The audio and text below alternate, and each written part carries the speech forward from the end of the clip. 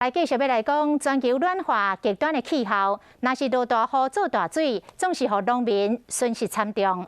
为了要来保障着西瓜农的收益，农委会今年头一届来推出着西瓜保险，农民爱纳的保费，政府会来补助一半哦。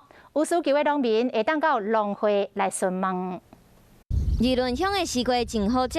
不过，即马上惊的就是气候无稳定，热天的时阵落大雨，所以农委会今年头一摆推出西瓜保险，补助保险费用的1/2，来减少农民的负担。只要拄到落大雨，落雨的雨量达到迄个理赔的标准，相关1分地会使来理赔8000块。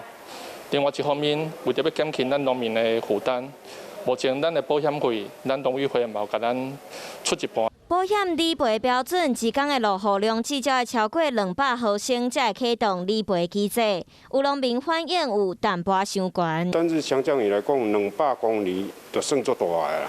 因为200公里才开始有迄个灾害机制启动，是不是会当讲赶门槛降较低？若是农民想要投保，会使准备印啊、土地使用同意书等等的文件，到议论乡农会2楼推广部办理。